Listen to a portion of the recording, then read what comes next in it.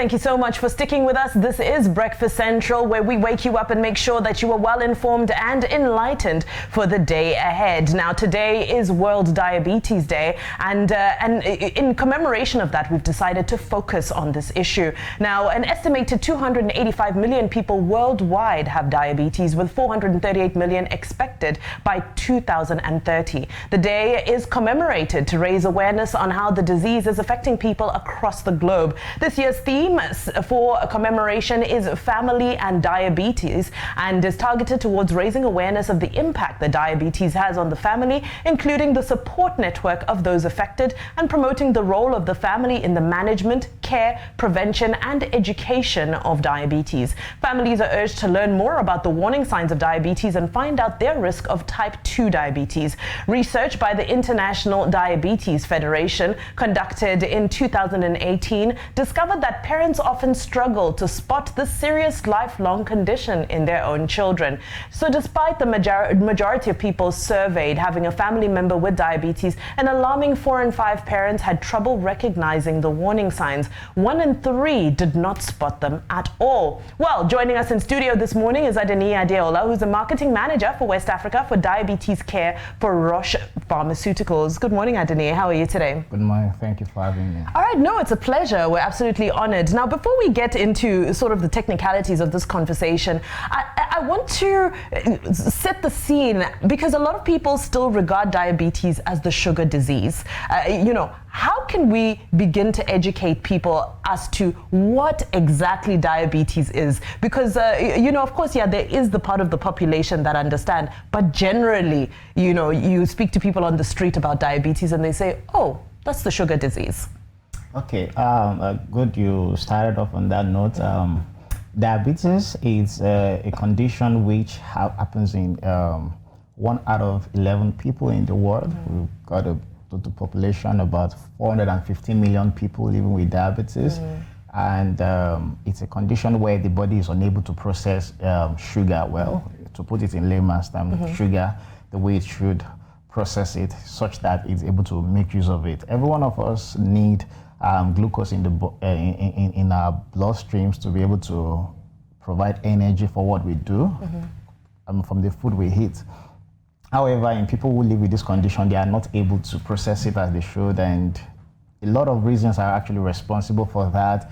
And of course, depending on the type of diabetes we're talking about, whether it is type 1, in which case the beta cells that are responsible for providing insulin, which is supposed to help the absorption of glucose into the bloodstreams, are not working properly because it's been destroyed.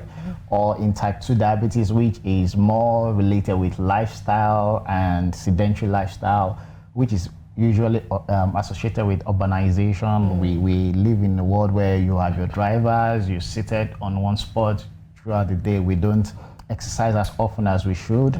And this the kind of things we eat as well.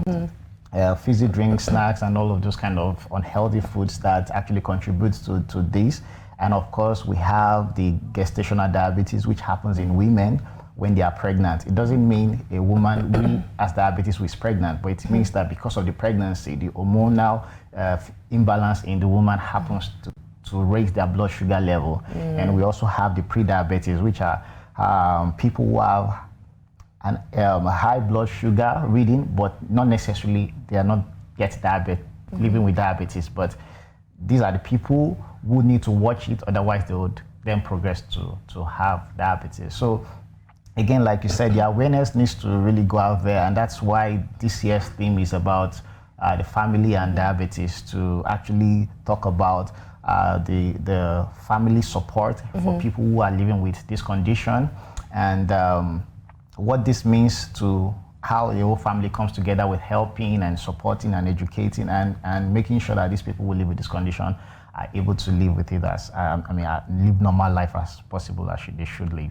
Now, looking at that theme of family and diabetes, you're currently running the Changing Diabetes Care for Children in Africa campaign. Tell us a little bit about what that entails.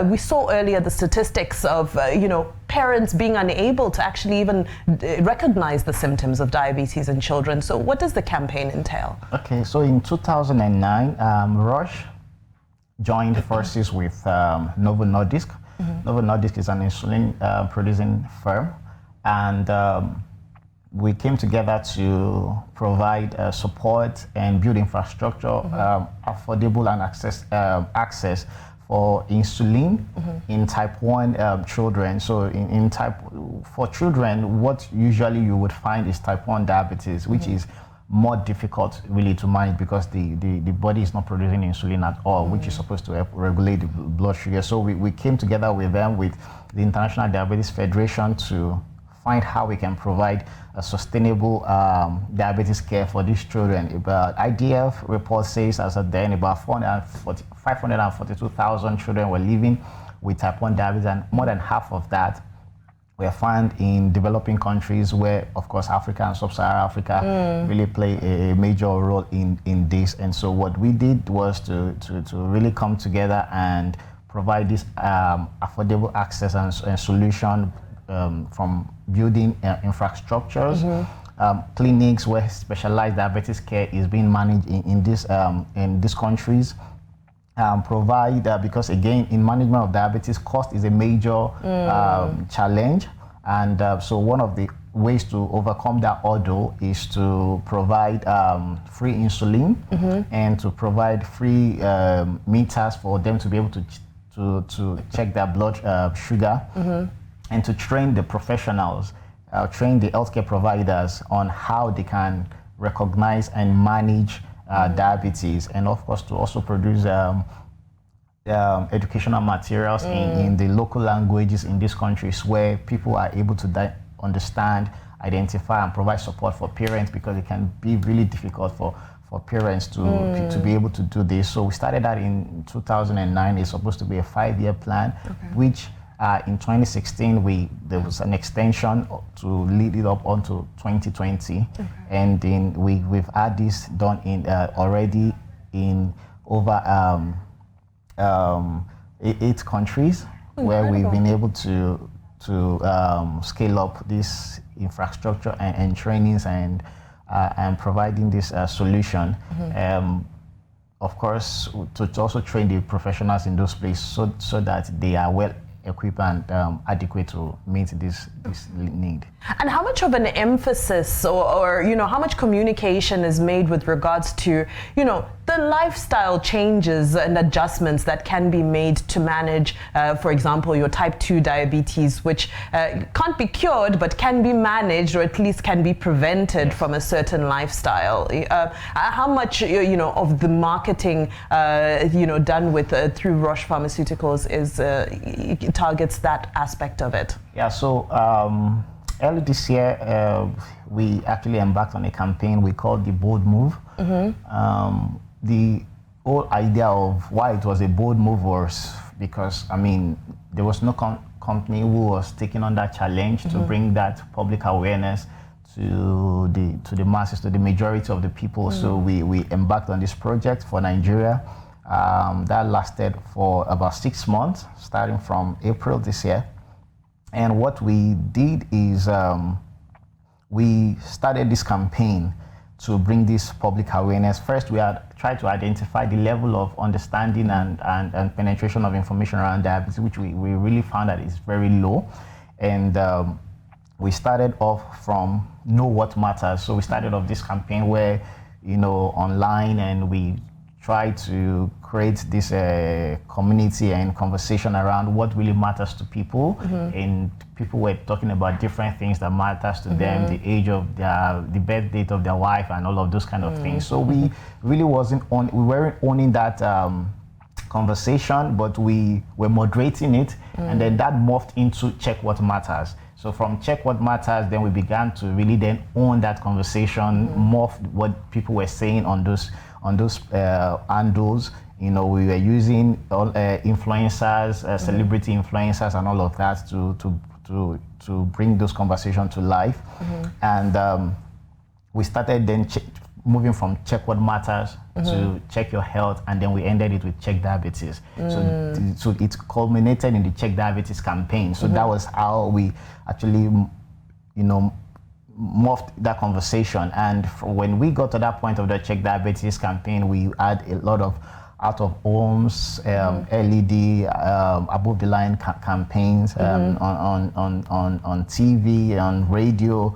We were on radio for over 3 months. And how was the response to it? Yeah, it was really great because, you know, we also conducted this a Vox Pop where we went to the street to ask questions from people to really understand how much of the condition they know, and it was really alarming to see that the penetration or the understanding of this disease burden is very low.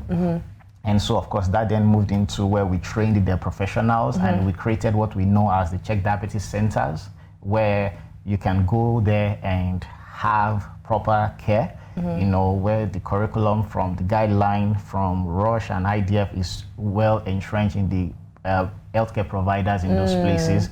And of course, you can also go to check your blood sugar in all of the centers. So yeah, I want to get into that because, you know, I love that you're talking about, you know, pioneering campaigns such as, you know, the BOLD campaign and so forth. But I understand there's also a lot of technology and a lot of innovation that you have harnessed to drive, you know, beyond driving the message to actually implement tangible results on the ground. What are some of those innovative ways that have been successful for you as an organization? All right, so, you know, first of all, Roche as an organization is the #1 in the world in terms of research and development. Healthcare company, we are #1 in the world, and so a lot of investment going to continuing finding new ways to bring sustained and improved outcomes in patients suffering different kind of conditions that we are involved with. And so, and diabetes is not an exception in this. We've been doing this for over 40 years, even though the company has been in existence since 1856. And we've led the way in many of the solutions that today is now being embraced. And so, what are some of those solutions here in Nigeria or across Africa? Oh, absolutely. So earlier this year, we launched, of course, as the world is journeying to the 5th revolution, industrial revolution, where wearable technology and robotics and all those things, which will always touch in every part of our life, including healthcare. So January this year, we launched an app called the Sugar View app, which enables patients to be able to take their blood sugar reading without actually using their glucometer, where they can just take a snapshot from their mobile phone. Oh, and really? then it would translate. How does that work? Yeah. Okay, so literally you open the app, you take what do you take a picture of? You take a picture of the strip. So you use the strip, you put your blood sample on it. Ideally, you're supposed to I was hoping there was no blood involved. Well, I believe that at some point we would get to that stage also. But at this stage where we still find ourselves, you still have to use the blood. And so you apply the blood on the strips and you just take a picture without needing to carry with you maybe your glucometer to work or things. So it becomes a lifestyle thing.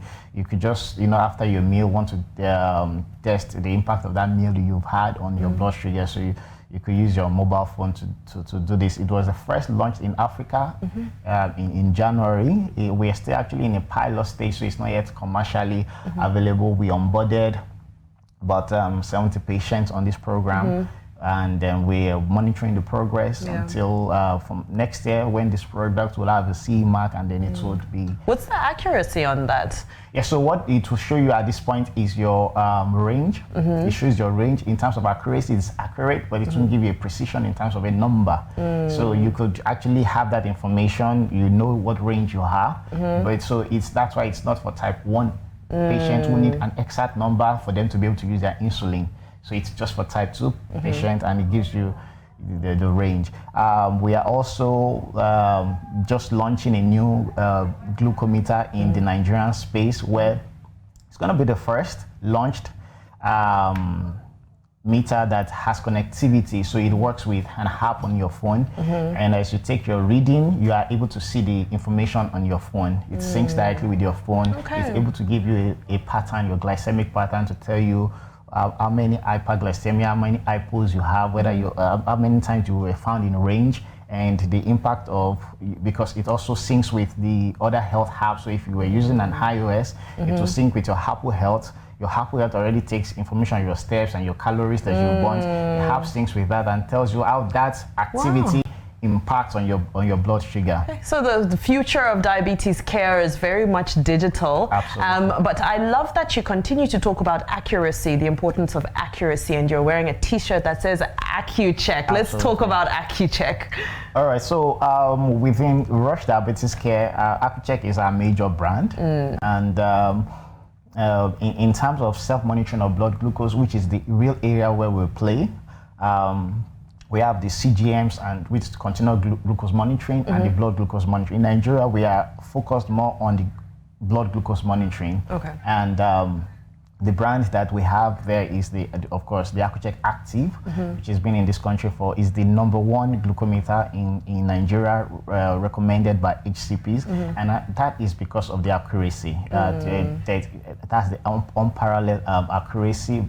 Is 100% in conformity with the ISO standard for accuracy, and that is why we HCPs, doctors, and pharmacists that are very confident to recommend this and prescribe this to their patients.